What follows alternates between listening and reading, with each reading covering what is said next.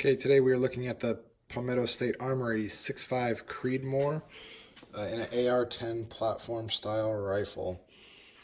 This is a 20-inch barrel in a heavy profile. They have a 15-inch lightweight M-lock rail on it. Comes with a standard A2 flash hider. It's a 1 1/8 twist barrel, all stainless. One nice thing is they give you an adjustable gas block there. So between those two set screws, you can loosen the lock adjustment and then adjust the gas. It comes with a Bcm Grip, and I believe it's a Bcm stock. So they kind of put some nice upgrades in it. Magpul mag uses a regular PMag. That's a 20-round PMag. It works great. I mean, this is an $800 rifle, retail. It is really tough to get into a nice AR-10 platform rifle for $800 retail. I haven't had any failures of any kind with it so far. I used this rifle for a thermal optics article for Athlon. So when I sighted it in, I had a pulsar thermal optic on it, and I was able to just demolish frozen pop bottles and cans at 100 yards with a thermal, no problem. The gun wasn't my limiting factor. So I just got done with that article. So the thermals came off to send back to Pulsar.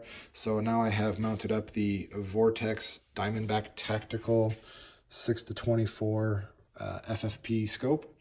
And I am using their Vortex 30mm cantilever AR style mount.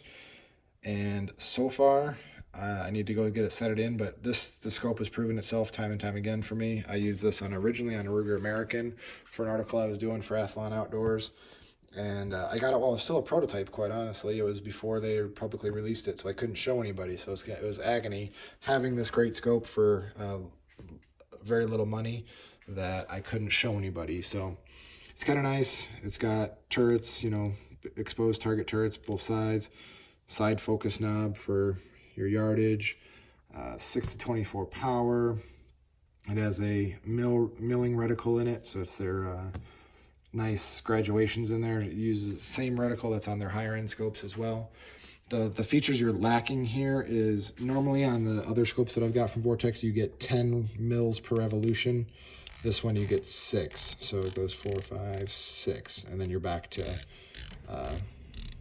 start.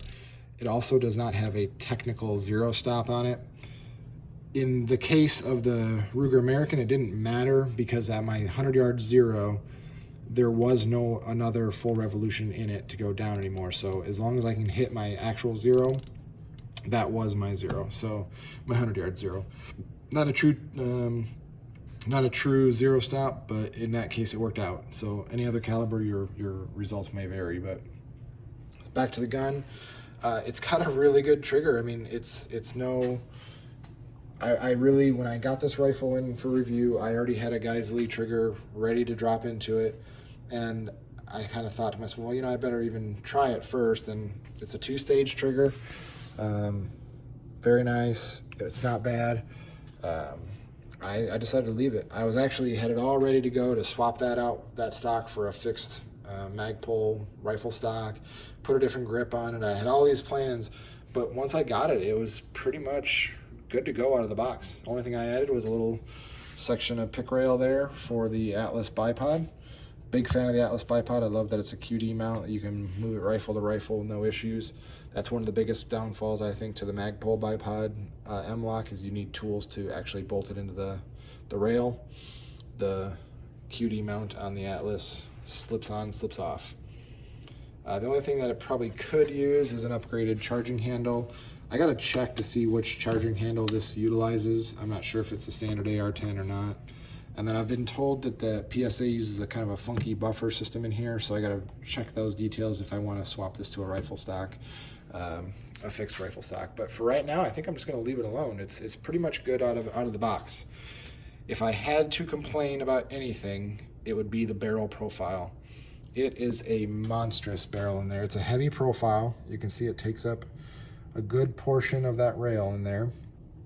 And it is it's pretty front heavy. This could have been a thin profile. I may eventually just take it and lathe it out a little bit and mill it, turn it to a smaller diameter if I really decide to keep it. And it probably needs a muzzle brake. I have a muzzle brake to swap onto it. I just was leaving it all bare stock to give it a fair shake as it ships. The other thing that I didn't quite like, but I don't know really why it's like that or how it's fixable, is the QD mounts here.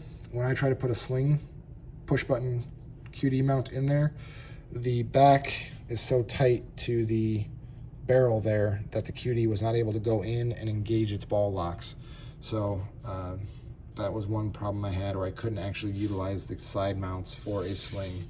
I tried it on the other side and it just didn't work. So I had to actually mount a QD socket up here further where I was able to put it on there, but it wasn't nice and smooth, the surface like that. So that's the only downsides of the Palmetto State so far. It's an $800 rifle. If you need to get 1,000-yard performance out of a 6.5 Creedmoor, there's no reason you can't do it with this PSA for real cheap. Just put this optic on it. This Vortex is only, I think, $400 retail, somewhere around there. Double check me on that, but it's the Diamondback Tactical front focal plane scopes. Incredible value. So this whole setup, I think, would be under $1,500, $1,200, something like that by the time you're all done with the bipod and everything. And it's pretty much unbeatable for the price.